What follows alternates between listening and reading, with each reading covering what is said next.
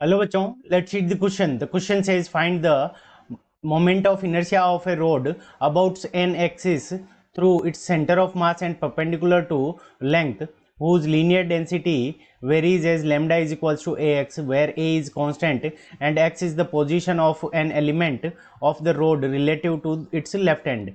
The length of rod is L.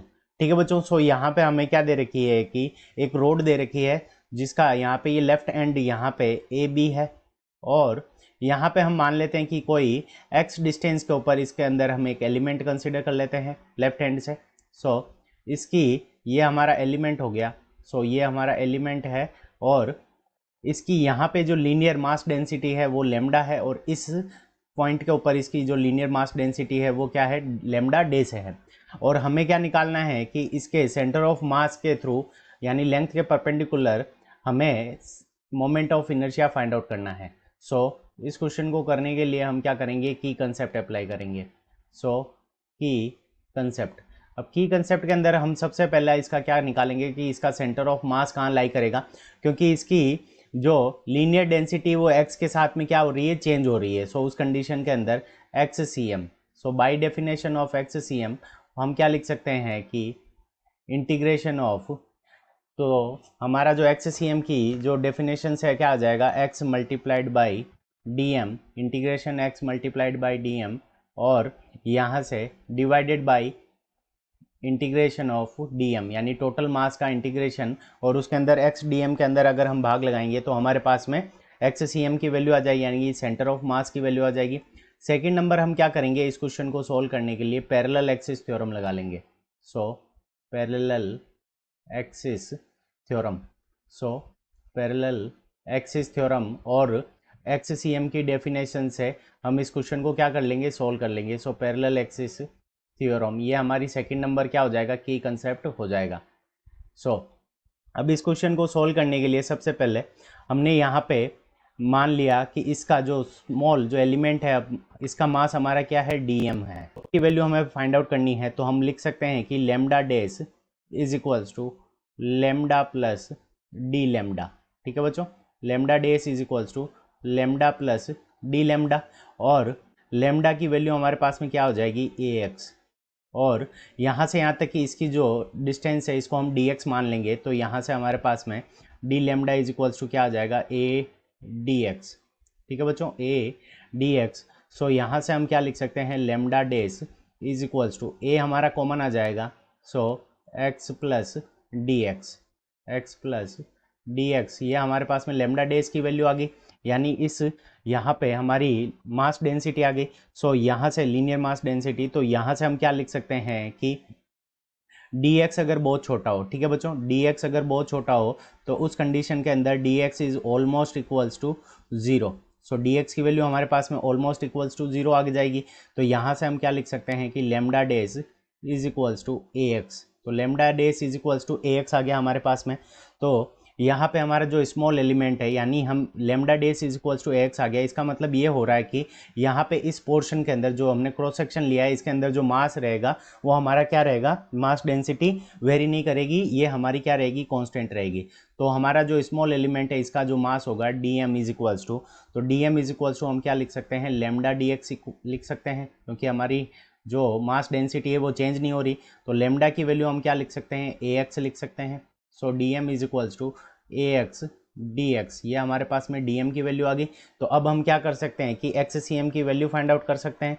So X C M की by definition हम value अगर find out करें तो फर्स्ट नंबर हम करेंगे X C M. So X C M is equals to, तो यहाँ पे X multiplied by D M, D M की वैल्यू हमने कैलकुलेट करके रखी है और वो कितनी है, ए एक्स डी एक्स के इक्वल है।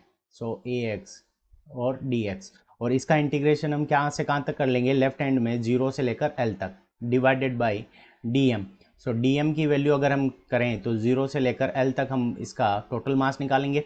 सो डी एम की वैल्यू हमारे पास में कितनी है, ए एक्स डी एक्स, तो ये डी एम की वैल्यू पुट कर ली। अब हम इसका इंटीग्रेशन करेंगे, फिर लिमिट पुट करेंगे। सो ए एक्स स्क्वायर हो जाएगा, ए एक्स स्क्वायर का जब हम करेंगे तो यहाँ से हमारे पास में आ जाएगा A X cube divided by three, A X cube divided by three, और फिर हम यहाँ पे क्या करेंगे, लिमिट पुट करेंगे जीरो टू एल। और नीचे हमारे पास में क्या आ जाएगा, A X square divided by 2, और लिमिट हमारी कहाँ से कहाँ तक हो जाएगी, सो जीरो से लेकर एल तक, सो जीरो से लेकर एल तक लिमिट हो गई। अब इसके अंदर हम लिमिट पुट करेंगे तो हमारे पास में जो एक्स सी एम की वैल्यू आ जाएगी, so X C M is equals to A L cube divided by 3, और नीचे डिवाइड के अंदर हमारे पास में क्या हो जाएगा, A L square divided by 2। तो यहाँ से एल स्क्वायर से ये एल क्यूब की पावर कैंसिल हो जाएगी, ए से ए कैंसिल हो जाएगा, तो एक्स सी एम की वैल्यू हमारे पास में कितनी आ जाएगी, 2l डिवाइडेड बाई 3। ठीक है बच्चों, 2l डिवाइडेड बाई 3, ये हमारे पास में एक्स सी एम की वैल्यू आ गई।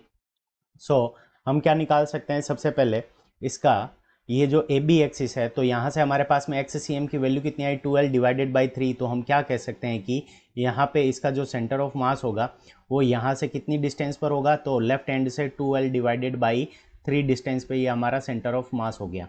अब हम क्या निकाल सकते हैं, आई ए बी, यानी जो हमारी लेफ्ट हैंड के अंदर एक्सिस है इसको हमने ए बी माना, तो आई ए बी की वैल्यू हम कैलकुलेट कर सकते हैं। तो I A B is equals to हमारा क्या होगा, so X square multiplied by D M, और इसका इंटीग्रेशन करेंगे हम कहाँ से, जीरो से लेकर एल तक, और डी एम की वैल्यू हम क्या पुट कर सकते हैं, ए एक्स डी एक्स। तो डी एम की वैल्यू हम यहाँ पे ए एक्स डी एक्स पुट कर देंगे। सो यहाँ से हमारे पास में आई ए बी की वैल्यू क्या हो जाएगी, सो आई ए बी, सो इसका जब हम इंटीग्रेशन करेंगे तो यहाँ पे एक्स क्यूब, तो यहाँ से हमारे पास में आ जाएगा I X raise to the power 4 divided by 4। So I X raise to the power 4 divided by 4, और फिर इसके अंदर लिमिट पुट कर देंगे कहाँ से लेकर, जीरो से लेकर एल तक। तो यहाँ से हमारे पास में जो आई ए बी की वैल्यू आ जाएगी वो कितनी आ जाएगी, A L raise to the power 4 divided by 4। तो यहाँ से हमारे पास में ये वैल्यू आ गई। अब पैरेलल एक्सिस थ्योरम से हम क्या लिख सकते हैं, I A B, so I A B is equals to, तो I A B is equals to हमारा किसके इक्वल होगा, तो I C M plus M multiplied by, यहाँ पे हमारे पास में सेंटर ऑफ मास की डिस्टेंस हमने निकाल के रखी थी, तो 2l divided by 3, 2l divided by 3, और इसका क्या हो जाएगा, होल स्क्वायर। सो अब हम क्या करेंगे कि यहाँ पे जो m जो मास है वो हमारा टोटल रोड का मास है, तो टोटल रोड का जो मास निकालेंगे तो m इज इक्वल्स टू हमारे पास में क्या आ जाएगा, so m is equals to 0 to l D M, और डी एम की वैल्यू हमारे पास में कितनी है, ए एक्स डी एक्स के इक्वल है, ए एक्स डी एक्स। तो इसका जब इंटीग्रेशन करके लिमिट पुट करेंगे तो यहाँ से हमारे पास में क्या आ जाएगा, A L square divided by 2। सो यहाँ पे m की वैल्यू हमारे पास में आ गई, तो m की वैल्यू यहाँ पे पुट कर देंगे, और आई ए बी की वैल्यू हमने कैलकुलेट रख करके रखी है, तो I A B is equals to A L raise to the power 4 divided by 4, और यहाँ पे m की वैल्यू पुट कर देंगे और इसको इस तरफ लेके आ जाएंगे, तो माइनस ए एल स्क्वायर